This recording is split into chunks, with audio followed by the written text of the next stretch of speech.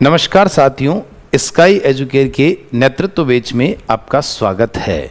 Mission EORO के अंतर्गत आज हम शुरू कर रहे हैं अपनी विशेष वीडियो सीरीज। इस वीडियो सीरीज का नाम रहेगा धारा डिकोड, एक धारा दो सवाल। इस सीरीज में प्रतिदिन एक धारा को डिकोड किया जाएगा, जिसका सीधा सा नियम रहेगा एक धारा रहेगी और उसके दो महत्वपूर्ण सवाल, और यह मात्र 5 से 7 मिनट में हम डिकोड करेंगे और उस पर बनने वाले दो सबसे बेहतरीन सवाल हल करेंगे। परीक्षा तक नेतृत्व बैच के साथ साथ हम इस सीरीज का भी आपको लाभ देंगे, इसलिए अपने इस YouTube चैनल को आप जरूर सब्सक्राइब करके रखें।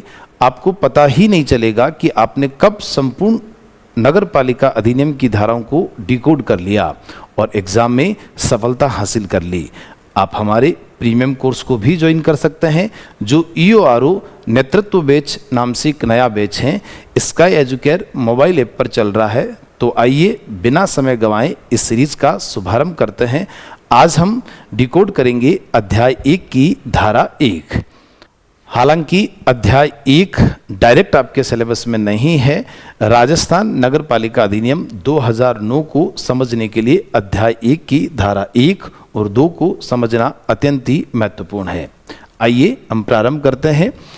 देखिए, धारा 1 जो है उसमें संक्षिप्त नाम, प्रसार और प्रारंभ, यानी राजस्थान नगर पालिका के लिए जो ये कानून बना हुआ है उसका नाम क्या है और उसका प्रसार कहाँ तक है और उसका प्रारंभ कहाँ तक रहेगा, इन तीनों के बारे में जानकारी अध्याय 1 की धारा 1 में दी गई है।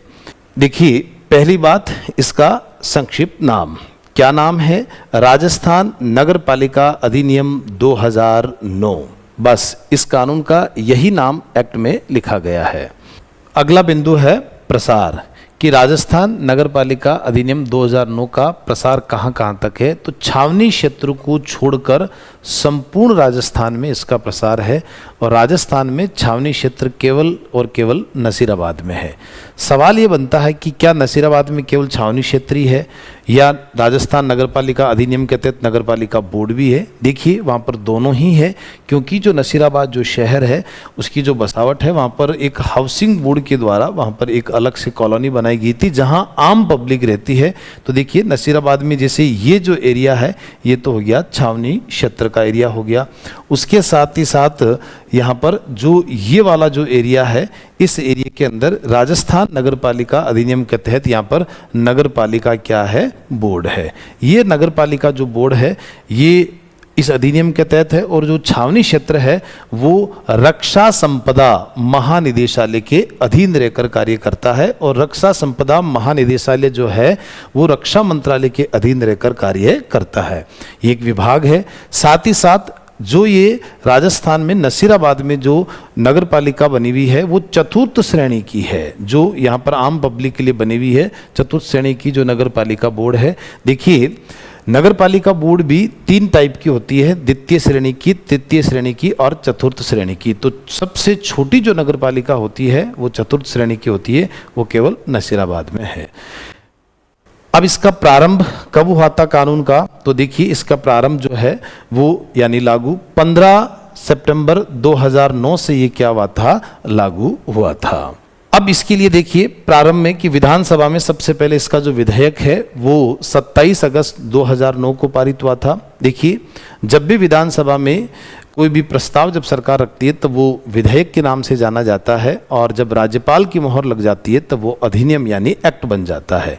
तो 27 अगस्त 2009 को विधानसभा से बिल के रूप में पारित हुआ, और राज्यपाल महोदय ने 11 सितंबर 2009 को जब हस्ताक्षर किए तब ये अधिनियम यानी एक्ट कानून बन गया, और उसके साथ ही साथ 15 सितंबर 2009 को ये लागू हो गया, और राजस्थान सरकार की राजपत्र में गजट में नोटिफिकेशन इसका निकाला गया 15 सितंबर 2009 को। आइए आज की इस कक्षा का हम पहला सवाल करते हैं।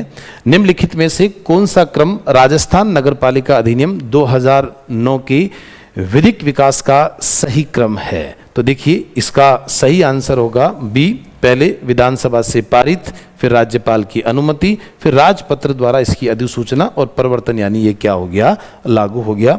और इसका दूसरा प्रश्न, राजस्थान नगरपालिका अधिनियम 2009 के प्रसार के संबंध में कौन सा कथन सर्वाधिक उपयुक्त है? इस प्रश्न का उत्तर आपको कमेंट बॉक्स में देना है। EORO का new batch sky educare mobile app पर चल रहा है। इसके लिए आज ही आप डाउनलोड करें स्काई एजुकेयर मोबाइल ऐप, और अधिक जानकारी के लिए इस नंबर पर आप संपर्क करिएगा। बहुत बहुत धन्यवाद।